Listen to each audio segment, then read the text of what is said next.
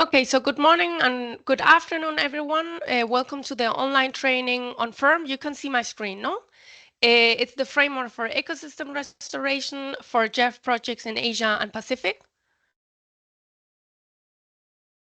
It's wonderful to see participants joining from various Asian countries. I see there's some people from India.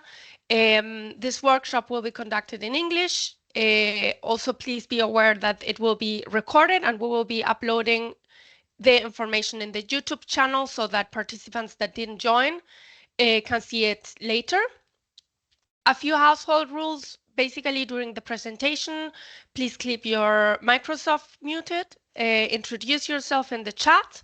We want to know where you are so that we can also facilitate the registry of you in the FERM.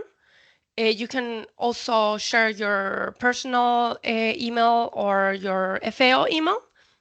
And I will introduce myself. I'm Carmen Morales, and I work in the forestry division of FAO in the development of the framework for ecosystem restoration monitoring, which is designed to support transparent monitoring and reporting of Target 2 of the Global Biodiversity Framework, also the UN Decade of Ecosystem Restoration and other restoration initiatives. Joining with me are my colleagues in the same team, Gregory Obiang and Christiane Sater, and Christiana is responsible for the best practices that are also being integrated in FERM. And we have also our colleagues from RAP, Ilias Animon, Mega, Bahar, and Chamatka that are supporting us. We're closely working with them in the Asia Pacific office. So I will pass the word to Ilias, who is going to do introduction to results. That is the Asia Pacific Framework for Ecosystem Restoration. Yeah, I'm going to stop sharing it. Yes, I'm. Thank you, Carmen. One quick question. Do you have this logo FEM approved? That's great. I saw some logo for FEM in the slide. Yes, there is a logo. There is a logo for FREM approved. Oh, great. Okay, good. Thank you. Yeah, so can you please share the slide? Yes, wait a second because I just have. Sure.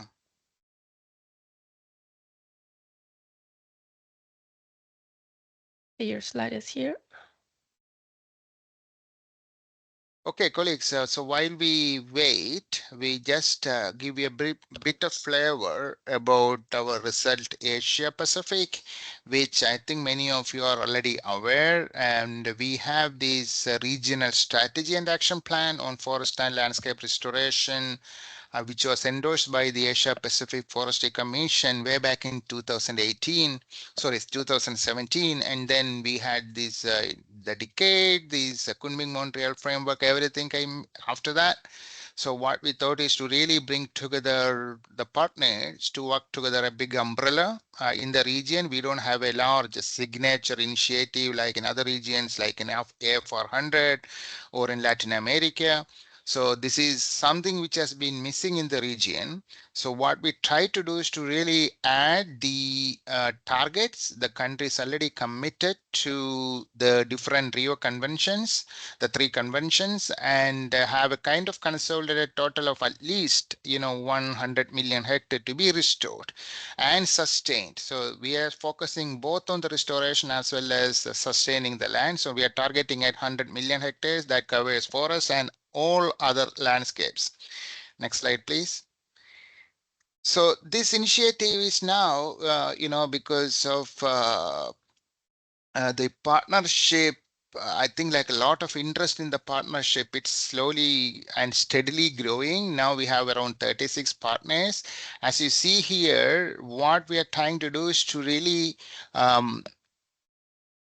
scale up the restoration, and they also have a bit more coordinated approach in terms of restoration.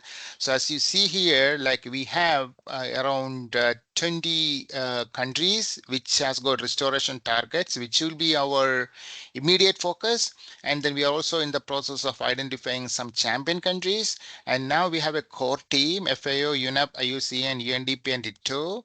And also like we have the coordinator focal point from other partners. We call it RAIN partnership. So Result Asia Pacific Implementers Network. We're also planning to have the national FLR focal groups cluster, and those people who really want to work with us but are not necessarily the RAIN partner. We call them Friends of Result Asia Pacific. The idea is that this will really contribute to the regional strategy and action plan and the UN decade, and also report it back into the Asia Pacific Forestry Commission as well as to the UN decade on ecosystem restoration. So as I said, this is a kind of a programmatic approach that we bring people together to work on a common theme, as now a lot of things are happening without people not informing each other. So this is what we are trying to address through this initiative. Next slide, please. So, we have, as I said, it's around 20 countries, which has got target is our immediate priority. And eventually, like we will expand to other countries as well. There's no harm in working in other countries, but most of our attention will go to those countries with the targets, which adds up to 100 million. Next slide, please. So the framework is organized into 6 components, and that starts with FLR plans, targets, regional dialogues, having, disseminating various technical, institutional, social approaches, and mobilizing finance, and also engaging with the private sector and putting communities in the diverse state. So we have 27 outputs, of which the RAIN partners are sharing some of those outputs as lead or co-lead. Next slide, please. So these are the partners. You can see we have most of these people who are actively engaged in the restoration in the region, including we have this ASEAN Center of Biodiversity, WRA, ADB, AFOCO, all UN, most UN agencies, etc. here. So we have around 38 members. Some members are still considering. So I'm presumably, we add more in the coming weeks before it is launched. Next slide, please. So the launch of this initiative, we're expecting to be, the launch will be done on 11th of December. We have this International Soil and Water Forum happening here in Bangkok. So at the second plenary of this International Soil and Water Forum, we are planning to launch this. So everyone is welcome to join in person or online. Next slide, please. So also as a continuation of the launch, what we are trying to do is to really organize the first Result Asia Pacific Investment Forum to better understand, how the or share the experiences or hear the experiences with these kind of large programs from other regions, including A400, 20 by 20, EPIC, restoration efforts, etc. And also presenting the initiatives of the RAIN partners for gaining synergies as we move ahead, and also better understand the priorities and entry points for scaling up FLR investments. We expect a few countries to really come and present promising project ideas in the forum. Altogether, we are really trying to mobilize the resources in a more systematic and structured manner, which is not happening now, but this is what we expect at the regional level happening. Next slide, please. So why, I just say this now in this FERM platform here is because, we started mapping the projects just on a FAIR project. It wasn't that easy because, it's very difficult to really segregate the restoration projects, because now we are having more intersectoral, multifocal projects. So it's not that easy to do that. So we did a bit of a systematic analysis, and in Asia, we have around 36 projects, and the Pacific 9 projects, which are kind of directly related with the restoration.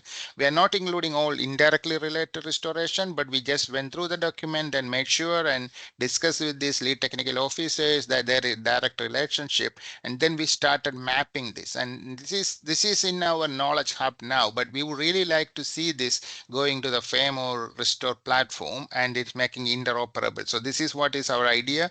We just started with only FAO projects, but if every partner, as I said, 38 partners do that, it's then we get a big picture of how the restoration is working in every country. Next slide, please. And also, like we are thinking, as I mentioned before, about systematic resource mobilization, because resource mobilization is a long transactional process. And what happens often is that we just are more reactive than proactive. So what we are trying to do here is to really shape the project bankable ideas from the countries and also from the civil society, and then try to connect with the donors and investors. So we are trying to really do as a kind of a continuous mechanism, have this investment forum, one online, one offline, and try to really invite the proposals on a continuous basis and uploading them into a project bank. So this is also where I think we need to really use the platform, the FAME or even Restore, to really visualize these projects for the donors to see how, how what are their potential, and how, which are their investment priorities, how they match. So I think if we can make that kind of a matchmaking using this platform, that will be also great. So I think these are two key points I think we need to really think about, once we use this frame, because it's not only for monitoring but also really making sure that we are mobilizing investments and helping them also monitor in that particular aspect. Next slide, please. So I think that's it from my side. So thanks a lot. I think FEM, we have already used the FEM, and it's a very useful tool for everybody, not only in the GEF projects, but altogether. I think if we can really use this for the whole Result Asia Pacific and bring everybody, I think it adds a lot of value in my view. Over. Elias, thank you very much. That was super interesting. It's a big effort that you are doing in the region to have a common framework for Results Pacific Asia for monitoring and getting investments for restoration. Um, Now I'm going to give the word to my colleague Gregory that is going to speak about Target 2 of the Global Biodiversity Framework and a brief introduction to FERM. Gregory, shall I share the slides or you can do it? I will share my screen. Thanks, Okay. Carmen.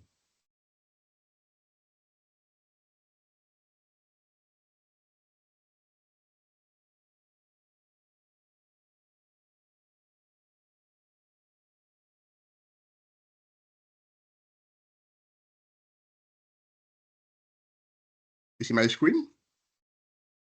Yes, thank you. Okay, thanks, Carmen. So I am Gregory Obiandong, a colleague of Carmen, as part of the ecosystem restoration monitoring team, and I will present briefly the UN ecosystem restoration, the GBF Target 2, and the FERM. So let me introduce this presentation by presenting the context of the UN Decade on Ecosystem Restoration.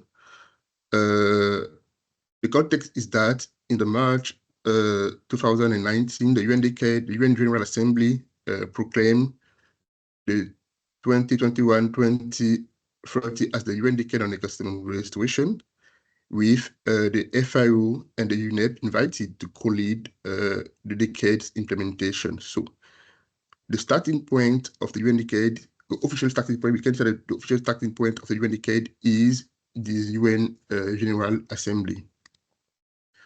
So, following the UN Decade, in December 2022, the UN, the United Nations Biodiversity Conference of the CBD, adopted the Criminal Memorial Global Biodiversity Framework as the GBF that aims to catalyze, enable, and galvanize urgent and transformative action by government and subnational and local authority, with the general idea to reverse the biodiversity loss at the global level. So as part of the coming Memorial GBF, we have 4 long-term goals and 23 actions that are made to support the implementation of the GBF. So based on this different target, our work focus on the target 2 with the idea to preserve and restore at least 30% of area of degraded terrestrial, inland water, and coastal and marine ecosystem at the global level. So as part of the target 2, the aligned indicator is the area under restoration, with the FAO is the custodian agency. So at the right, we can see the relationships between the target 2 and the other GBF target. And we can say that, for example, the target 2 supports different targets, such as, for example, the target 11, but different target also support the target 2. And then to align the reporting process and remove the duplication of efforts, the FAO, with the support of the Task Force on Monitoring under the UN Decade, have taken the leaderships in these targets. As part of the UN Decade, 5 task forces were established to support the decade as, for example, the Task Force on Best Practices led by FAO, the Task Force on Monitoring led by FAO as part of our team, the Finance Task Force led by the World Bank, the Science Task Force led by IUCN, and finally the Youth Task Force, self-organized through the UN Measure Group for Children and Youth. And when we focus on the Task Force on Monitoring, we have in general 4 major objectives. The first is to develop a framework for operational monitoring and for reporting of the UN Decade progress. Also to serve as a focal point for providing technical guidance and assistance on restoration monitoring, to foster collaboration between the convention, framework, and emerging monitoring initiatives, and finally, to identify key gaps and areas of critical importance to restoration monitoring. So this is the 4 major goals, major objectives as part of the work of the task force on monitoring. This task force contains around 400 technical experts from 100 and more organizations at the world level. So as part of the work of the monitoring task force, we have developed the framework for ecosystem restoration monitoring, the FERM, as the official framework for operational monitoring the global progress and disseminating global good practices for the UN Decade, and also for the reporting of the target 2 of the GBF. Then this framework provides various key definition and key elements. The first is that the FERM provides a short definition of restoration. In the FERM, we agree that we have a different definition of restoration that are proposed at the world level, but in the FERM, the official definition return is that the ecosystem restoration is the process of halting and reversing degradation, resulting in improved ecosystem services and recovered biodiversity. The ecosystem restoration encompasses a range of continuum of practices depending on local condition and societal choice. So this is the official definition returned as part of the FERM. So the FERM also provide, also take into account the difference between ecological restoration and rehabilitation. For example, in the FERM, the rehabilitation take into account the management action and also the attribute on some physical properties, such as, for example, soil, water. So we have the difference between ecological restoration and rehabilitation in the FERM. The FERM also build on the practices and standards for ecosystem restoration. In this figure, we have, for example, the different principles that underpin the UN Decade on ecosystem restoration, that there are 10 principles, and we take into account these different principles as part of the FERM. And also the FERM enable the identification of indicators to measure the progress of restoration. In the FERM, actually, the indicator taken into account are the Aurora indicator that are used in the FERM to measure the progress of ecosystem restoration at the field level. Finally, the FERM also used the standardized ecosystem typology. We used the global ecosystem typology of the UCN actually in the FERM to have a disaggregation of different restoration area by the different major ecosystem types at the global level. So we use the global typology of ecosystem developed by the UCN in the FERM. So this typology consider 4 major realms, such as, for example, terrestrial realm, marine, freshwater, and subterranean realm.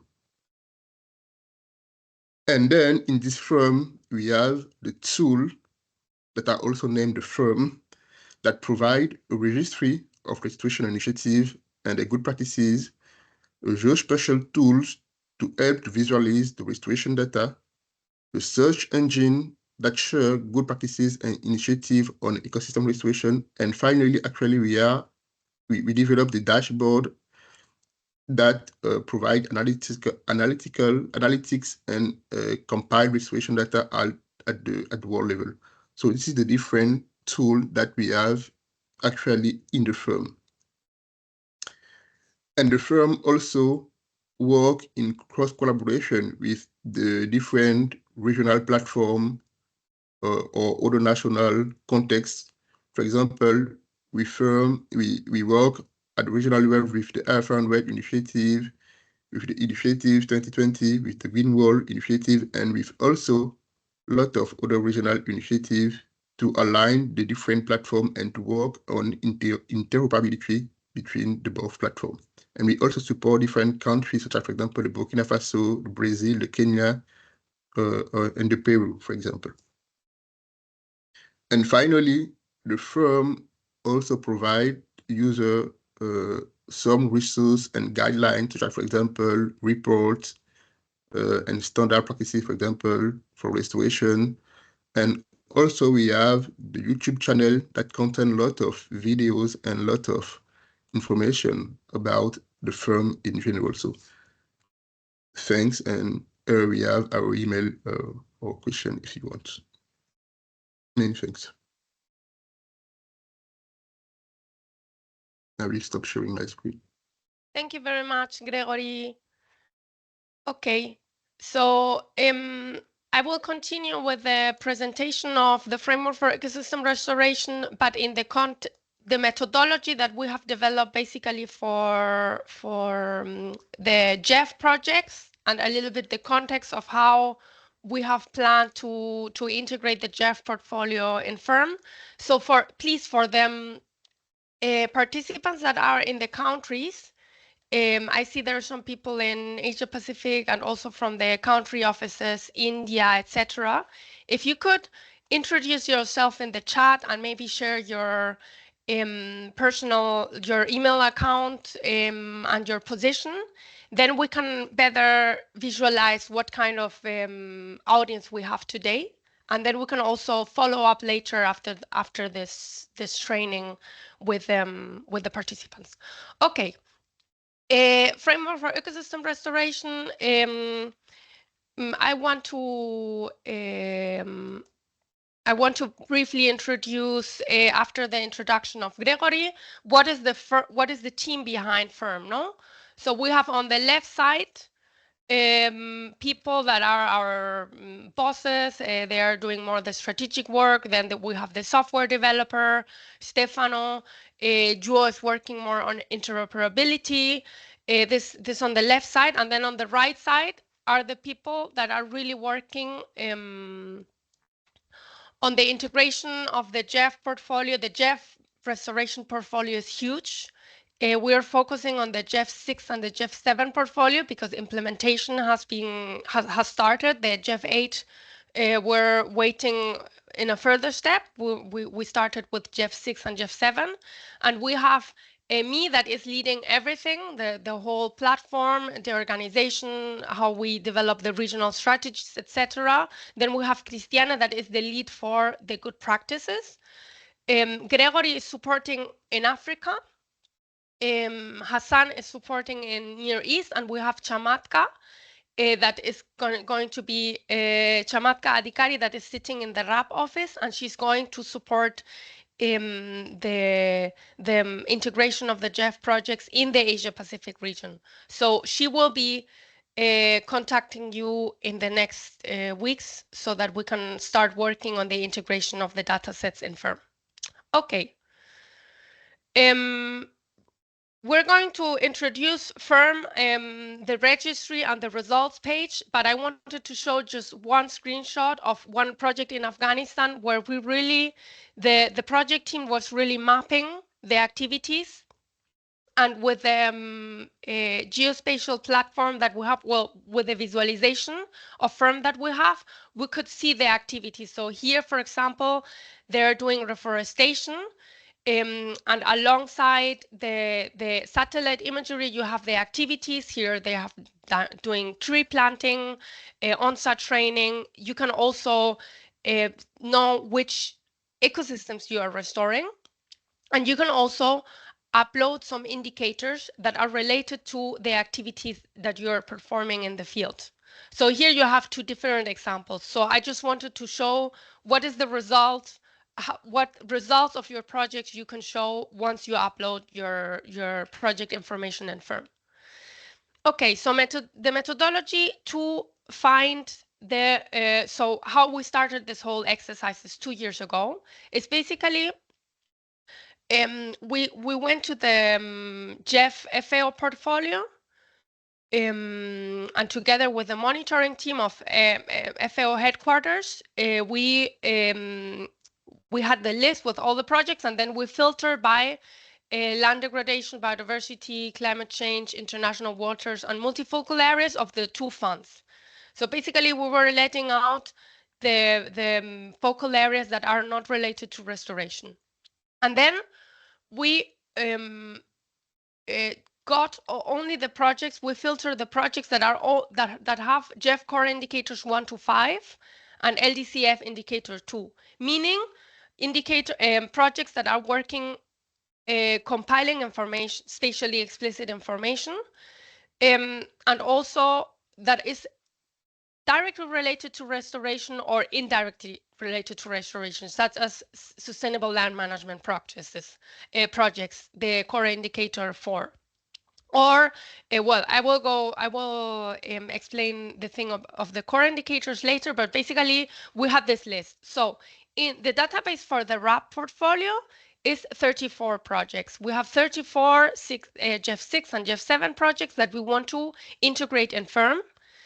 And then we customize FERM for GEF. So basically there is a reporting line for GEF and a reporting line that is not non-GEF. So basically there are some specificities in FERM that are specific for GEF. For example, you can monitor the GEF core indicators that are spatially explicit. Gregory already introduced this topic, but basically, yes, the definition of FERM, of ecosystem restoration in FERM, and this is the official definition for the UN Decade of Ecosystem Restoration, and for Target 2, is a continuum of restoration practices. So you can do sustainable land management, you can do rehabilitation that is that will be working more on conversed lands such as agricultural lands, and then you can rehabilitate this agricultural land applying some conservation agriculture techniques or agroforestry, for example. And ecological restoration would be more in native ecosystems where you're really restoring the native ecosystems to the native state, basically. But something else that is really important is that if you want to, it is mandatory to have some outcomes. And most of what we have seen is that most of the GEF projects, they achieve these outcomes. So these 4 outcomes or objectives for ecosystem restoration are to improve the biodiversity, to improve the connectivity, to improve the ecosystem integrity, or to improve the ecosystem functions and services. So these are the 4 outcomes that, depending if you're doing rehabilitation or ecological restoration, they are mandatory or optional.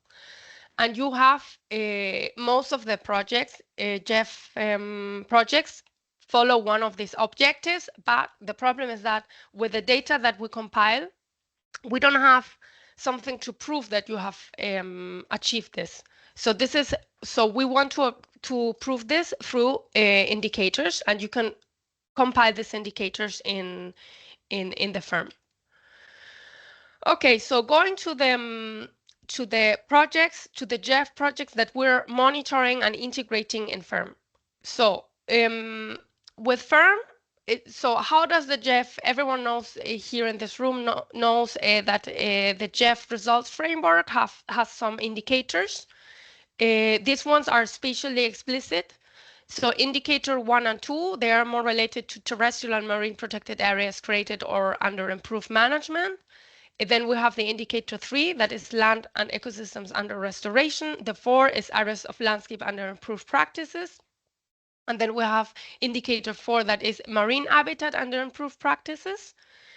And indicator 2 of the least developed fund is area of land management for climate resilient. So with FERM, we can monitor all these indicators because also based on the definition of the UN decade, we can have restoration under all these indicators, but indicator 3, areas of land and ecosystem under restoration, is the one that is going to report towards target 2. So this is something that we're still, the methodology, the internal methodology is still under revision within the team. But basically it makes sense to monitor all the GEF core indicators under FERM. Now the information that we are integrating in FERM from the GEF projects, we have this methodology with 4 levels. It's very simple, but this is very important to understand. So basically we have the commitments. The commitments are what you commit in the GEF core indicators annex. During GEF project design, you say that you will restore 30,000 hectares of forest, for example. Then you have the restoration, and these commitments, they change during midterm review and terminal evaluation. Then you have the restoration plans, where you explain how you're going to restore this 30,000 forests. You map this forest. Normally, many projects have mapped them, or otherwise you can also put the coordinate, or there's a way you need to know where you are restoring this forest. So you have the areas under restoration in a geographic information system, and this is how FERM monitors the areas, the achieved areas. And then you have some indicators for tracking the restoration efforts. So we have integrated the Aurora framework that some of you may know. It's a framework specifically for monitoring restoration, and there is indicators provided that you can use to monitor the restoration. And also you can include some custom specific indicators that you may have in your result framework in your project, and you want to include it. And also GEF projects generate a lot of scientific information that you can integrate in the FERM platform, and then this information does not get lost. So for the integration of FERM of the GEF projects in FERM, now we have done it mandatory, meaning that during project design, it will be mandatory. So for the GEF 8, when the moment will come, we will integrate all these projects in FERM together with the project teams. But the idea is that in each project implementation report, in each yearly peer, the project teams will update the information in FERM. And it's really a simple thing. It's not difficult. It does not take so much time if the information is ready and available. And we're also in conversation with the evaluation office in FAO. They have contacted us because they want to use FERM and the FERM data for the midterm review and the terminal evaluation as an additional tool and an additional source of information to deliver do the midterm evaluation and the terminal evaluation. So we're working with them. So the idea is to integrate FERM also in the monitoring and evaluation framework of FAO. And as I said before, and also now when I will do the demo, don't panic, because basically at the end, the information that we're integrating is simple, no? We have the restoration commitments that are clear, because you design the project and you know how much hectares you need to have under sustainable land management or you need to restore. Then once you achieve these hectares, once you have done this work in the field, or if you know where you're gonna restore or SLM, apply SLM in the field, you map it. If you don't map it, also in our team we can provide support in order to map it. Then you normally have some documentation. Here, for example, in the Afghanistan case, they have some information in the local language that was then translated in English on why they decided to do this terracing technique in this area. So you provide knowledge products in the project that you can upload and FERM, and then you will have dashboard in which the GEF Core Indicators are monitored. So how much you committed, how much you achieved, based on the boundaries and the polygons that you upload in the platform. And then you can also have project-specific indicators or Aurora indicators, specific indicators that with them you can track the restoration efforts. So basically it's these 4 steps. It's pretty simple. It's pretty straightforward.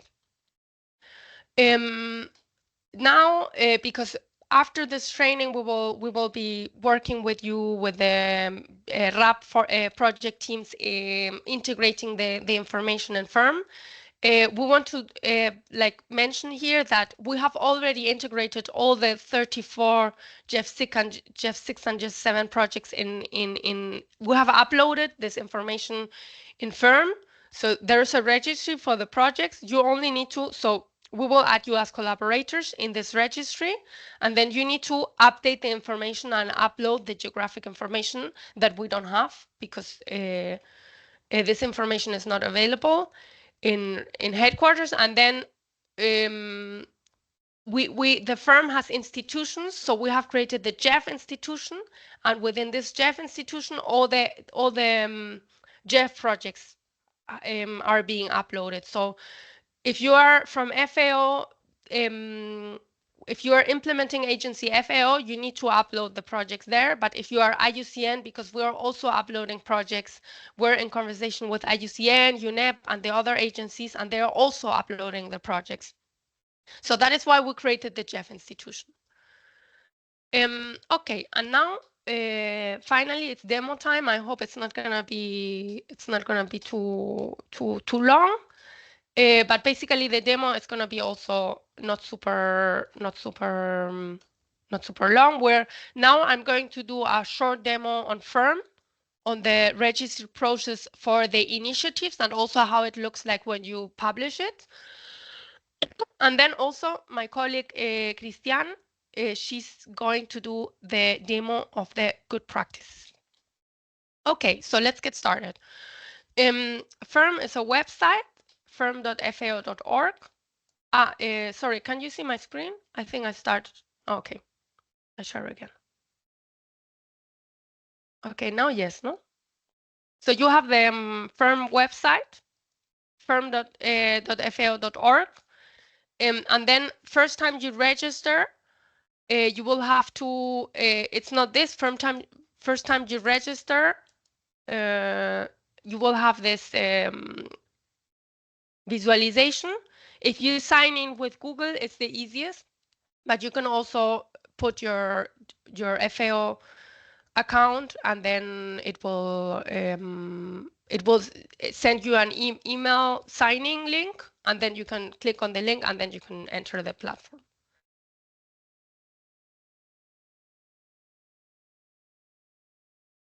Okay.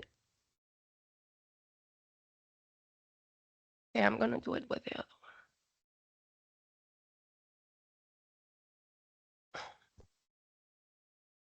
one. basically, when you're in the FERM website, you have registered, you enter your password, everything. You have the four components, the three components that are available now, no? So basically, you have the registry, you have the visualization, but this one, I'm not going to show it, and then you have the search engine. Here you have the website with the information, etc. So in the registry, you're going to register your initiatives and your good practices. And once you publish them, they will be available in the search engine. Okay, so let's go to the registry. Basically, here you can filter by institution. And if you're part of the GEF institution, you will have all the GEF projects available. You can also filter by country. And then you will have all the GEF projects in one country. You can also filter by GEF cycle if you want to see how many projects have been uploaded per cycle, for example. I have done a demo. So basically, once you enter the project that you are uploading, so here you can create a new initiative. And then this initiative, once you save it, it will be in the list. And this is the registry. So basically here you have three sections: planning and assessment, implementation, and monitoring and reporting. And in these three sections, you have subsections in which you will need to upload some information. Once you start editing, okay, you can include the title of the initiative, the implementing agency, if it's a project, if it's a GEF 6, GEF 7, GEF 8 project, the focal areas. We're compiling all this information so that we can also then make some statistics on the GEF projects and visualize the results. The description, you can upload some pictures. Here, I think I did some, so you can upload the picture and then it will be visualized once you publish the initiative. Then you can include the website, the starting year, if it's ecological restoration or rehabilitation, the objectives of the initiative. You can provide additional information of the objectives, and then there is a bunch of information that you can include or not. It's not mandatory. The tenure, the contribution to SDG goals, the points of contacts, keywords, organizations. So this will be the general tab that it really does not take a lot of time to upload this information because it's really simple, pretty straightforward. Where it gets a little bit more interesting, it's in the areas and ecosystems, because here you are uploading the main information, what I mentioned before. First, you upload the commitments. Here, we have 30,000 hectares commitments of restoration in design phase. And here you have the breakdown by indicators. We're working with core indicator 3, that is areas and ecosystems under restoration. So this will be the commitments, and the program will save this 30,000 hectares as commitment.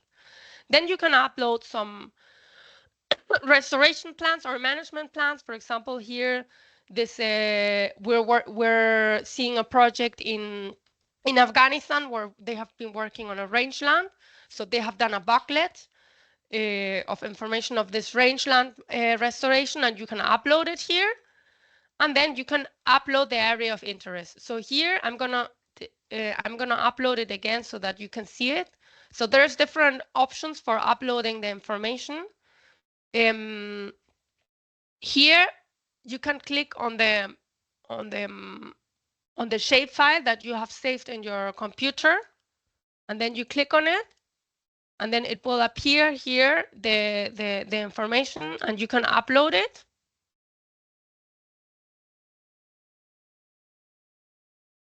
And then these areas will appear in the FERM. So you have the mapped areas in a small map, and it will calculate the hectares. So I'm going to delete this because I uploaded this already.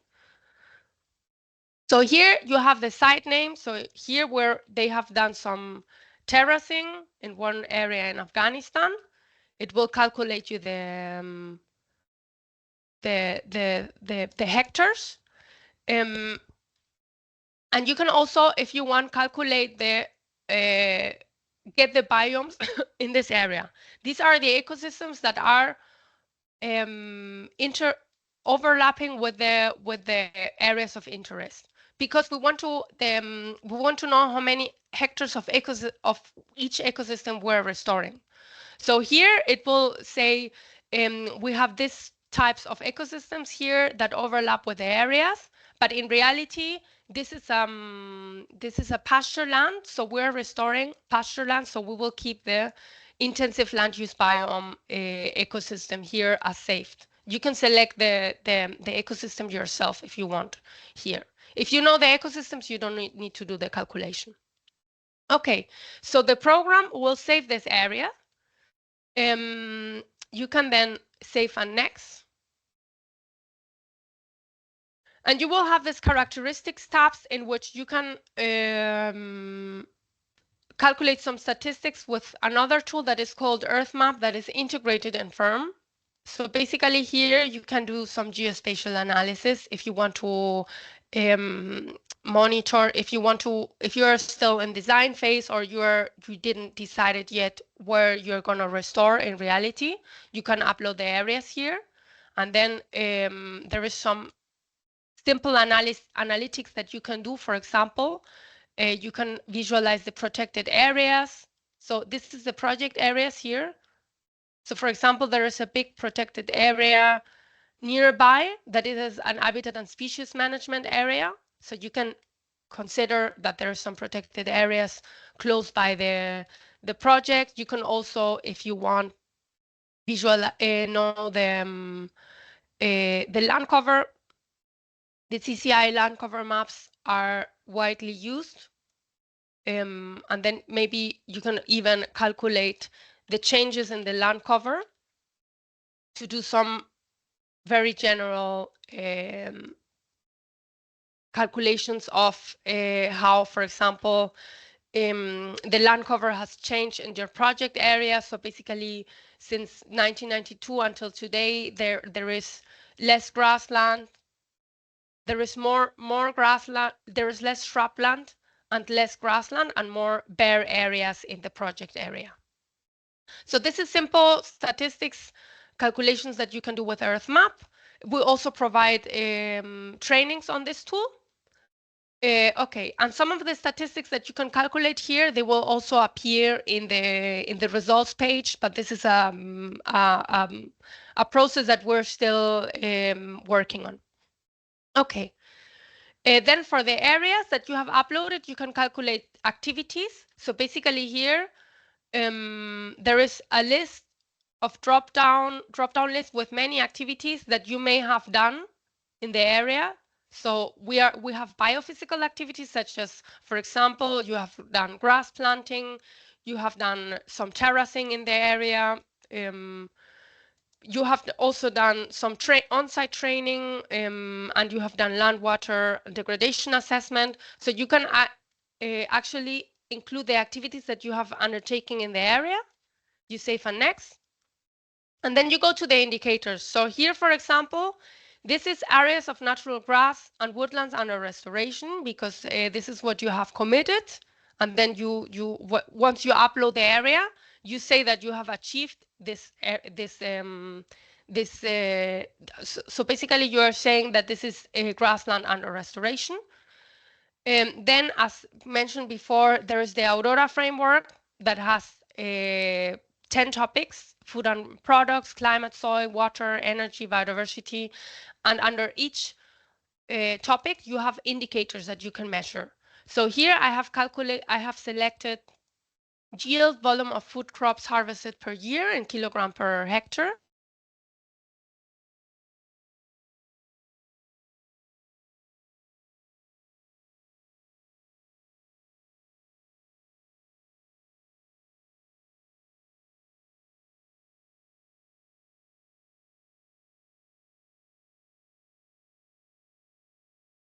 Did we lose Carmen? Yeah, also for me, it's she's frozen. Yeah, I'll message her. Thank you.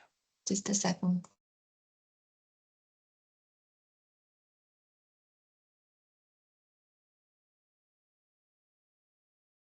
Sorry, I don't know what happened with my network. Can you hear me again?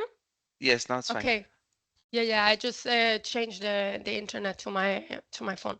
Okay, so you can upload, you can measure, if you have been measuring these indicators, you can include them, and you can also include custom indicators. And once you save and next, here in the monitoring part, you can include some values. So for example, in the 2018, before the project started, the the food crop harvested in the area was 30 kilograms per hectare. And even though you have been restoring these areas, and you're harvesting more as well, so you can include these numbers. This is just an example on how you can monitor, and also maybe the species composition, because you have been planting some grasslands, and then you have seen that there are some some bird species that you didn't used to live there, but then they come back. So you can also calculate, include some indicators of some fields information that you have been compiling, and that can showcase that you have achieved your objective, your restoration objective. And then in the results page, you see the results, but I don't want to show this because this is also under development, and it will look different. So basically, once you publish, so I'm gonna save and exit here. Once you submit for review this same project, it will appear in the search engine, okay? So here in the registry, you register your initiative, your good practice, and once you publish it, you submit for review, and then a reviewer reviews the information to see if everything is correct, but it doesn't take a lot of time. And then once the information is published, all the collaborators of the project, here you can also add collaborators that need to register and FERM first. All the collaborators can edit the project and can also see the projects. And then in the search engine, you will have, the search engine is basically all the GEF projects that have been published, GEF and other projects. So basically here you have different, here on the left side, you can filter by ecosystems, by regions, by source, by restoration type, by restoration status, etc., etc. So here, for example, I only want to see the GEF projects. We have published many GEF projects lately. And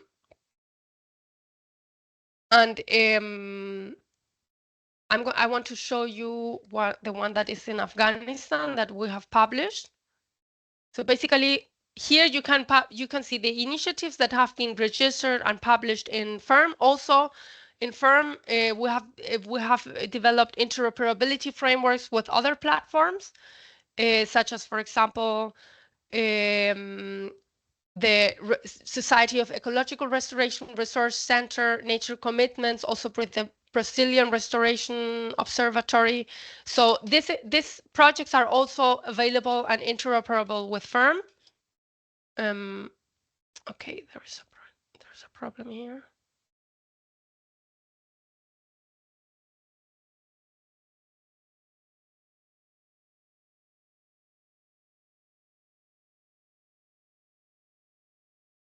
Okay, it's this project here.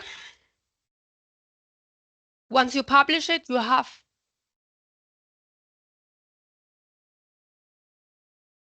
a way to showcase the results of the project, okay? So all the information that you have uploaded in the registry is available in this website. This website, you can also integrate it in your own website. You can link it everywhere. So basically on the left side, you have the picture, the committed hectares, the achieved hectares under restoration and the breakdown by core indicators. And then you have all the information that you have been uploading in the previous part. Basically, the biomes that you're restoring, the activities that you have selected, the indicators that you have also selected, and then the measurement for the indicators. Okay, so here in Afghanistan, we have worked in all these areas. For example, when you click in one of these points is each area of interest that you have uploaded before. So here, for example, in this Paktia area, they have done agroforestry. So all these parcels are agroforestry systems that have been applied within the project. And here you have some numbers. For example, the economic benefits from restoration. This is one of the indicators that they have been monitoring. It's around 1,175 number of households participating in restoration. Then you have a forest area restored. They have restored 131 hectares. Then they also have the number of the sapling planted, 58,000.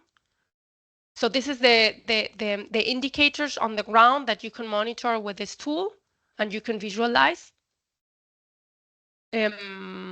Yes, and that's it. And you can, and it's a good way, it's a nice way to showcase the results of a project where you, with a spatially explicit area look, with the mapping look.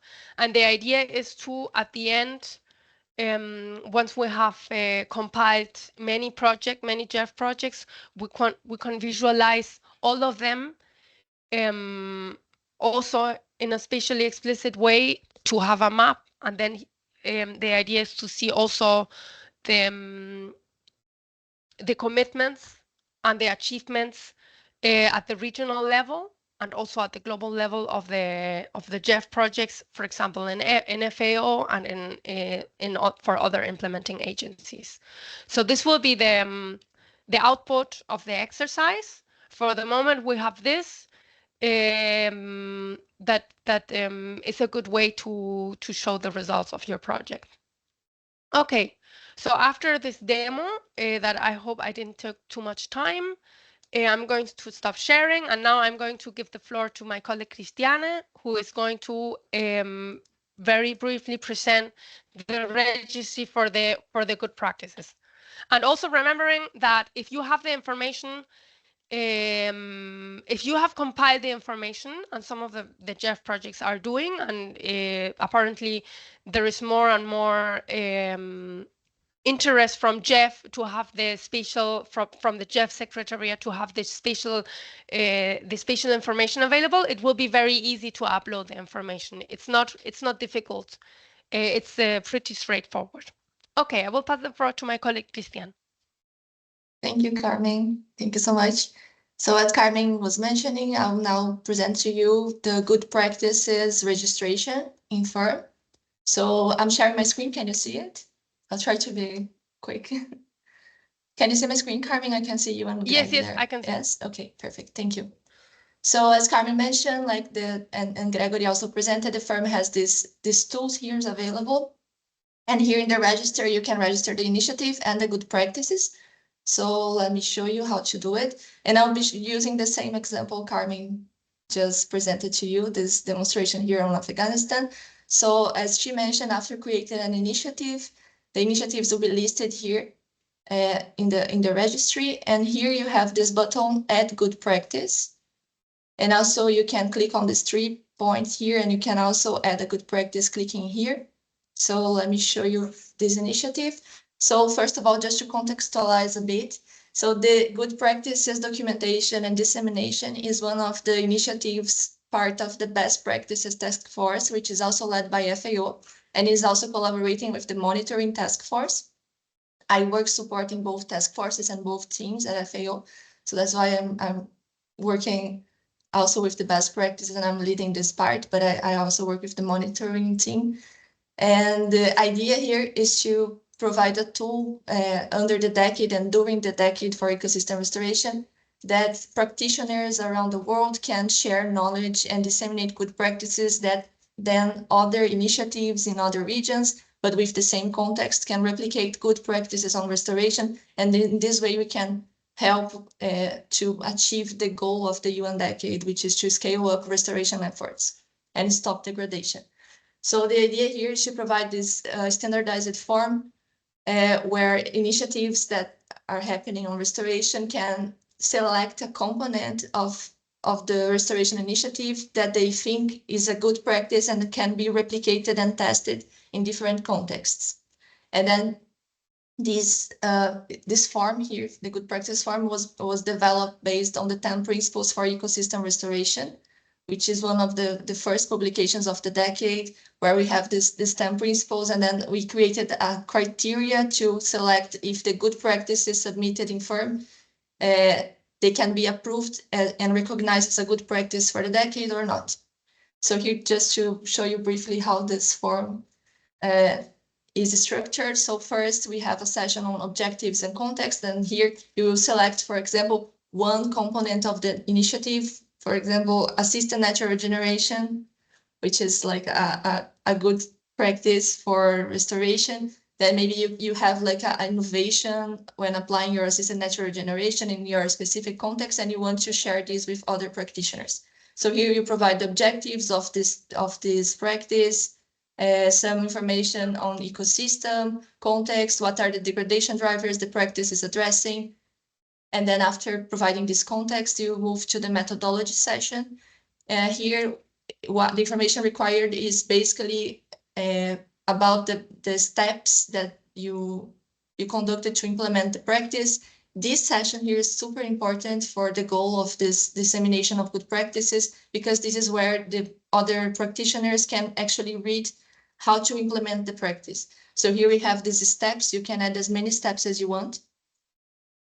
We also have questions about stakeholders engagement. So who are the stakeholders that were involved in the practice implementation? Also about types of knowledge included in the practice, participatory approaches, the scalability of the practice. So if it was applied in local level, regional or national level, the replicability, which is also important for us to understand if the practice was tested or not, if it was already replicated in your country or in different parts of the project. And then here we have these open questions for you to explain like how the practice was replicated or adapted. And then we have a third section that is called key factors, constraints, and lessons learned. And the questions are exactly related to this. So we ask about the factors that need to be in place for the successful implementation of the practice. Also about the constraints, which is also important to share with other practitioners. So by sharing these risks and challenges you faced and how they were addressed, we can maybe help other practitioners that are facing the same issues. And here we have a question as well on lessons learned and recommendations. Then we have a fourth section on benefits and validation. Here you can describe the positive impacts of applying the practice. And we also ask about the negative impacts, which are also important for knowledge sharing and what not to do. And then we have a question on validation to understand how the practice was validated among beneficiaries, or like if there is a publication or there was an assessment about the practice to validate its benefits. And at the end, we have these additional resources where you can add links to pictures, to web pages or publications about the practice. Then we have also questions on the economics of and costs and benefits of the practice. We have a team also under the Forest and Landscape Restoration Mechanism team at FAO that are working with economics of ecosystem restoration, and it would be very important also to understand the costs of applying the practice. So we ask you to select here yes or no, that we will redirect your information to this team, and that they will be contacting you to understand better about the costs and benefits. And then we can upload the picture. And then the systems is kind of similar of what Carmen just presented to you about the review and then the publishing on the search engine. And for example, after you create a practice, I'll just create a test here quickly for you. So you save and exit. And then here, when you click again, oh, it should be here. Wait. Let's try again. If it doesn't work, I know it's here. So when you click again, you will see this button, submit for review. after you finalize your project and complete it, you can submit for review. And then the review process for good practices is a bit different from the review process of initiatives. For the good practices, we have a review panel, an external review panel composed of experts from different regions and experts in different ecosystems around the world. They are part of the task force on best practices. They are part of the members there. And they are supporting us in this effort. So after you submit for review, we redirect the practice to 2 or to 3 reviewers. First, we invite 2 different reviewers to evaluate the practice against the 10 principles for ecosystem restoration. And then they will provide scores to your practice and also comments on how to improve it or what they think about it. And then you will receive by email all the information, and you will receive as well the scores, the average scores, and all the feedback these experts provided about your practice. And also if your practice was recognized and approved to be published or not. And also here on the top, you have guidelines, everything I was just mentioning now, you can read here, the definition of good practices, the guidelines for submission, the assessment criteria. Then I'll go to the search engine to show you how is the publication. So after this process and your practice is approved, here, like Carmen just showed you the initiatives search engine, but the search, you can search for initiatives on restoration and also good practices for ecosystem restoration. And the good practices here, we are also collaborating with external platforms that were already collecting good practices. So for example, here on the left, if you go to source, you'll see that we have practices collected from FERM, from GoProFar, from Panorama Solutions, and from WOCAT. So this is a collaborative effort. That's why we have about like 1,500 good practices for consulting and disseminating knowledge. If you click on FERM, you'll see all the practices collected through FERM. For example, this first one here was a GEF project in Pakistan. And here, for example, as I mentioned, we have an external review process. So here you see the practice. We'll see here if the practice was validated as a good practice or a promising practice. And here you can see the reviewers who assess the practice. So you see a short bio and who are the people who assess your practice. And then here on the left, you have exactly the same structure as you provide your entries for the good practices submission. So here you can jump to different sections. So I'm interested only to read about the implementation steps of this practice. Then you jump to the implementation steps and you can read it. You can jump to different sessions here. And also at the end, we have a session on comments. So you can provide comments and say, hello, I would like to get in touch with you about this practice. And then you can have this place to exchange knowledge. And also you can print or save your practice and share a link with other people interested to learn more. And then you can return and search for other practices. This is basically like a place where we can exchange knowledge.